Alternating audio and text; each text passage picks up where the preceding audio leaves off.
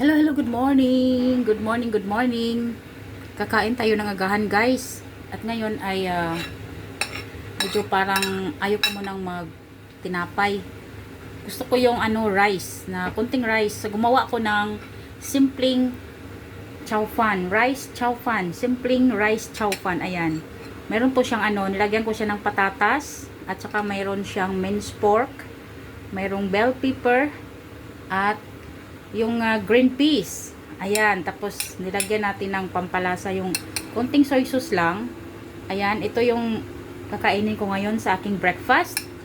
Rice chow fan. Simpleng rice chow fan. My own version of rice chow fan. Alright, di ba? Pwede tayong gumawa ng chow fan.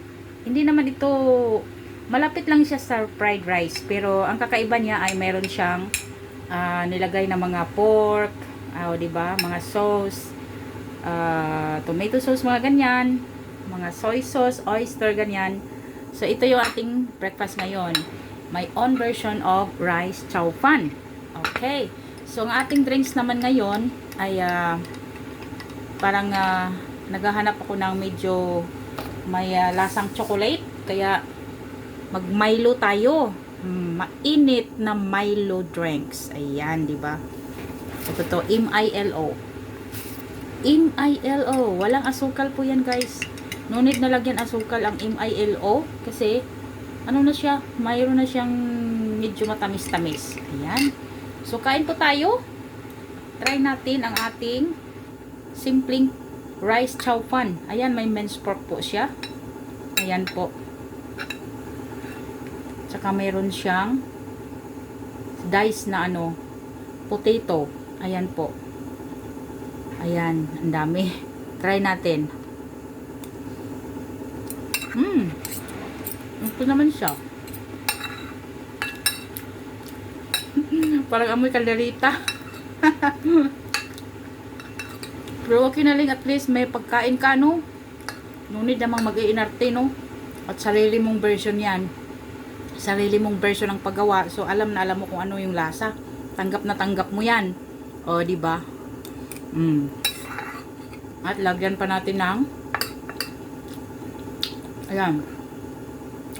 May sweet pepper pa.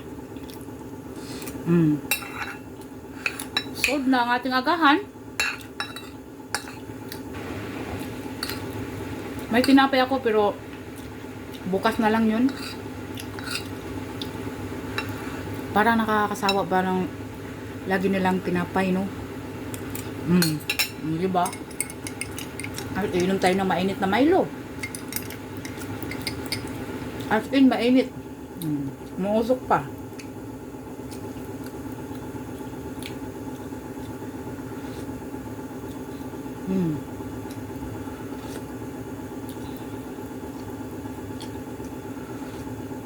Ayan, kahit walang asukal, pero parang meron na rin.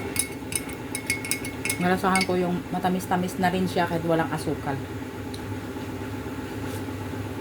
Ayan, ang sarap. So, kain tayo mga kaibigan. Kailangan natin kumain. Ngayon, heavy breakfast ako. Hindi naman laging ganito. Sa lunch ko mamaya, mag-a-adjust naman ako. Baka, na lang, kung kahit ano na lang, no, pwede kakain na lang ako ng noodles na konti. Minced pork, patatas. Ay, green peas.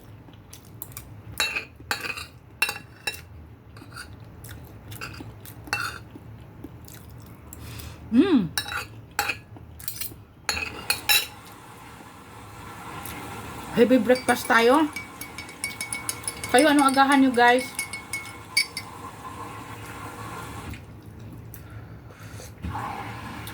Ayan, maraming salamat po sa panunood. Thank you so much. Good morning again sa lahat po ng mga kababayan natin sa apat na sulok ng mundo. Thank you.